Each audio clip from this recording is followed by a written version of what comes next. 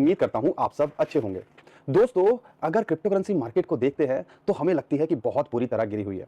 लेकिन पिछले 2 working days की बात करते हैं, थर्सडे और फ्राइडे, और पूरे वर्ल्ड की अगर हम स्टॉक मार्केट को देखते हैं और खासकर यूएसए की मार्केट को देखते हैं, जिसके अंदर से $5 ट्रिलियन वाइप्ड आउट हो गया, यानी कि खत्म हो गया, मार्केट से चला गया। $5 ट्रिलियन कितना होता है, एक कंपैरिजन अगर करते हैं तो हमारे देश की अर्थव्यवस्था 4 से 5 ट्रिलियन डॉलर की बोली जाती है, और उतना यूएसए की मार्केट से पिछले 2 वर्किंग डे से में गायब हो गया। और यहां पर बिटकॉइन को देखते हैं, वही इंटैक्ट है, प्राइस $80,000 के ऊपर मेंटेन कर रहा है।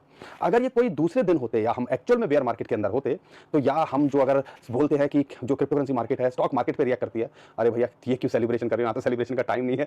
लेकिन जैसे कुछ ऐसे एक्शन आता है तो ये हमें भटकाने का काम करते हैं। तो जैसे ये गुब्बारे अभी फिलहाल जो मैं बोलना चाह रहा हूँ उससे भटका रहे हैं। अगर कोई आम दिन होते ना, तो यहाँ पर मार्केट के अंदर बिटकॉइन हमें $50-60,000 पे देखने को मिलना चाहिए था, या हम बेयर मार्केट के अंदर होते तो ऐसा होना चाहिए था। लेकिन अगर हम गोल्ड को देखते हैं और डिजिटल गोल्ड को देखते हैं, बिटकॉइन को देखते हैं, फिर भी ये $80,000 के ऊपर मेंटेन कर रहा है। अब इस चीज को आप क्या बोलोगे, आपको खुद समझना चाहिए, खुद रियलाइज करना चाहिए। देखो, मार्केट के अंदर जो उधेड़ बुन हो रही है, ग्लोबल अनसर्टेनिटी की बात करते हैं, जेपी मॉर्गन कह रहे हैं 2025 के अंदर संभावनाएं बढ़ गई हैं रिसेशन आने की, तो उसका इंपैक्ट ग्लोबल मार्केट पे पड़ रहा है, और कहीं ना कहीं स्टॉक मार्केट उसका जो पेन है वो झेल रही है, या उसके साइड इफेक्ट जो है हमें क्रिप्टो करेंसी मार्केट के ऊपर देखने को मिल रहे हैं।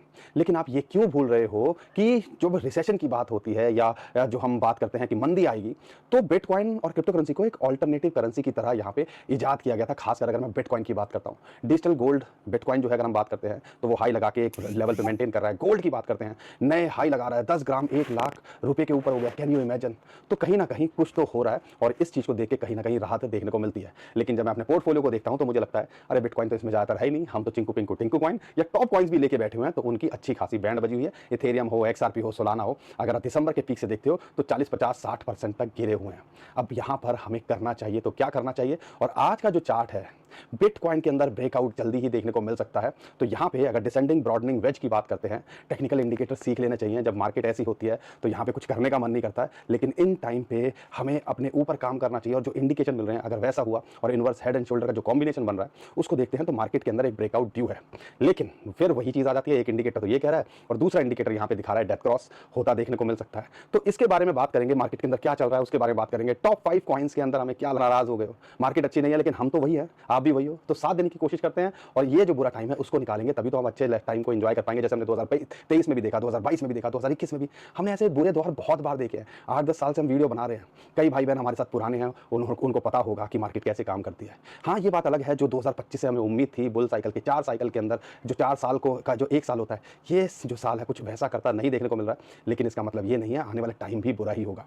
चीज़ों को समझने की कोशिश करते हैं, अच्छे पॉइंट में बने हुए हो तो टिकने की कोशिश करनी है, और जितना लुट पुट चुके हैं तो ज़्यादा गुंजाइश अब रही है तिलों में से निकलने की, तो यहाँ पर सिर्फ शांति से ये साल को गुजारने की कोशिश करनी है। तो वीडियो को लाइक कर दिया करो, चैनल को सब्सक्राइब कर लो और शेयर करिएगा इस वीडियो को। लेकिन जो इतना हड़कंप मचा हुआ है ग्लोबल मार्केट के अंदर, इंडियन मार्केट भी जो है कल 2 से 3% जब फ्राइडे को टूट गई थी। ग्लोबल मार्केट स्टैंडर्ड चार्ट अगर मैं बात करता हूँ, S&P 500 की बात करता हूँ, डाउ जोन्स की बात करता हूँ, भैया 5-5, 6-6% गिरे हुए। मुझे तो याद नहीं आ रहा कि इतना कब गिरे थे। और पिछले 2 वर्किंग डेज, थर्सडे और फ्राइडे की बात करते हैं, $5 ट्रिलियन यूएसए की मार्केट से सिर्फ ये टैरिफ और ट्रेड वॉर की वजह से गिरना। अब चाइना ने बोला हम भी टैरिफ लगाएंगे, 34% टैरिफ की और उन्होंने बात कर दी है। तो भैया ये जो ट्रेड वॉर है बहुत हीट अप कर रही है, हीट झेल रहा है, और क्रिप्टो करेंसी मार्केट पे उसका प्रेशर है। लेकिन ये जो 5 ट्रिलियन यूएस मार्केट से गया है, ये कोई छोटी मोटी बात नहीं है। हमारी जो इकॉनमी की हम बात करते हैं, जैसा मैंने शुरुआत में बोला वीडियो की, उतना वाइप आउट हो गया, और यहाँ पर बड़े बड़े स्टॉक्स की बैंड बजी हुई है। तो ये जो दौर है ना, ये सिर्फ इसका हम इम्पैक्ट झेल रहे हैं। लेकिन जब ये वक्त निकलेगा, और डोनाल्ड ट्रंप का ये भी कहना है कि बहुत सारे लोग नेगोशिएट करने को तैयार है, टैरिफ को लेके बात करने को तैयार है, तो आने वाले टाइम के अंदर हो सकता है 50% कम होते देखने को मिले। ये रूमर्स चलने लगे हैं, तो कुछ ना कुछ चीज़ें जो है वे आउट निकलेंगे, और वो कह रहे हैं कि टैरिफ के बाद जब सिचुएशन सही होगी तो यहाँ पे अमेरिका एक अलग लेवल पे निकल के आएगा। अब वो कब निकल के आएगा वो तो बात की बात है, लेकिन यहाँ पे मार्केट की इन शॉर्ट बैड आप देखते हो, या आज जो मेरे पास चार्ट हैं वो कहीं ना कहीं हमें राहत दे रहे हैं। और आज जो है मैं आपके सामने 2 चार्ट शेयर करूंगा, 2 इंडिकेटर शेयर करूंगा। एक तो बेरिश दिखाता है, डेथ क्रॉस हो रहा है, और डेथ क्रॉस होने का मतलब है कहीं ना कहीं मार्केट के अंदर शॉर्ट टर्म में पैनिक देखने को मिल सकता है। लेकिन जो बड़ा चार्ट है जिसकी मैं बात करना चाह रहा हूं वो काफ़ी इंटरेस्टिंग है, और उसके बारे में आपको पता होना चाहिए।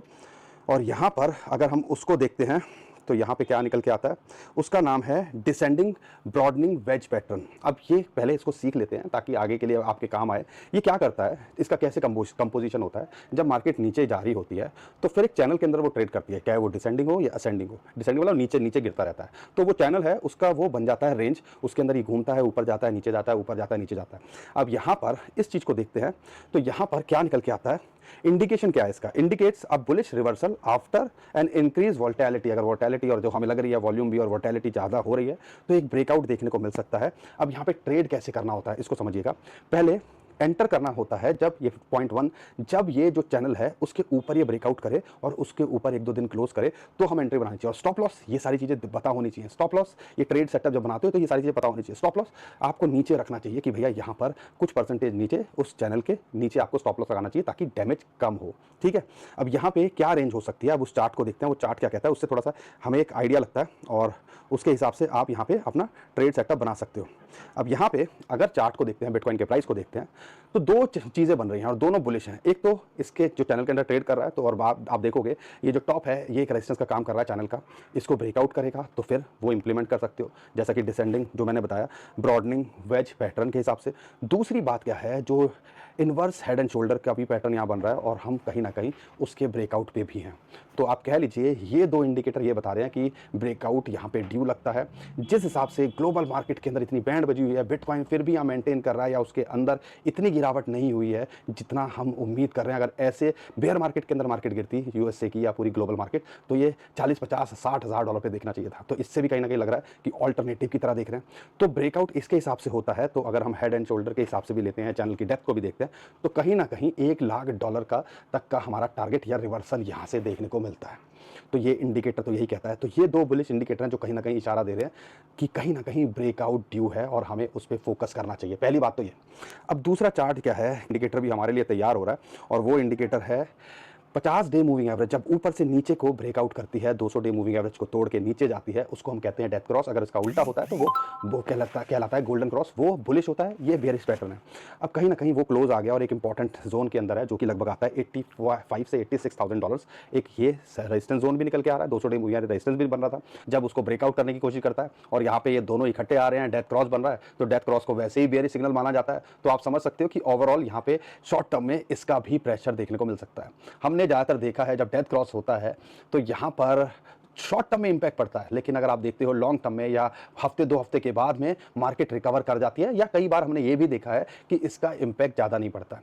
तो ये दोनों इंडिकेटर एक साथ आ रहे हैं। एक तरफ तो हमें जो है बुलिश इंडिकेटर दिख रहे हैं, मार्केट अच्छा करते देखने को मिल सकती है, और दूसरी तरफ इसी ये जो चीज़ हो रही है वो कहीं ना कहीं परेशान कर रही है। तो हमने क्या करना चाहिए जब वो ट्रेडिंग सेटअप आप बनाते हो, अगर आप शॉर्ट टर्म में ट्रेड करते हो, देखो लॉन्ग टर्म में देख रहे हो तो ये इन सारे इंडिकेटर से हमें कोई खास फर्क नहीं पड़ता, क्योंकि हमें पता है अभी भी 2025 के अंदर जिस हिसाब से मार्केट नहीं गिरी है, बिटकॉइन के अंदर बाइंग देखने को मिल रही है।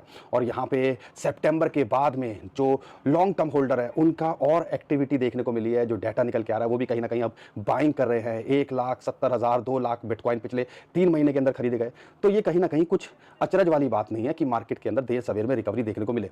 लेकिन शॉर्ट टर्म के अंदर देखते हो तो अगर आप ट्रेड सेटअप कर रहे हो तो सबसे पहले तो ये जो रेजिस्टेंस है इसके ऊपर ये लॉस को भी पक्का करना है।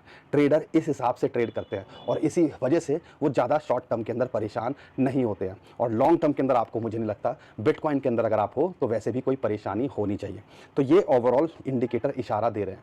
अब डिसाइड आपको करना है यहाँ पे आपको क्या करना है। हमारा काम है जो भी इंफॉर्मेशन आ रही है, जो भी अपडेट आ रही है, वो आपके सामने लेके आएँ और आपको सारी चीज़ें बताने की कोशिश करें। उम्मीद करता हूँ आपको ये चीज़ें समझ में आ रही होंगी। बुरा वक्त है, साथ देने का वक्त है, और आप हमारा साथ नहीं दे रहे हो, वीडियो को लाइक नहीं कर रहे हो, तो कहीं ना कहीं हम भी डिमोटिवेटेड हो रहे हैं। आप चाहते हो कि हम डिमोटिवेटेड रहें, या आपको भी लगता है कि कहीं ना कहीं हमें इन्फॉर्मेशन देनी चाहिए। आपको पता है मार्केट के अंदर बहुत कम इन्फॉर्मेशन हो जाती है जब ऐसे हालात होते हैं, लेकिन हम फिर भी ट्विटर हो, टेलीग्राम हो, यहाँ पर आपको अप टू डेट रखने की कोशिश करें। तो हम कम से कम उम्मीद कर सकते हैं आप इतना तो हमारा साथ दे ही सकते हो क्योंकि हमारा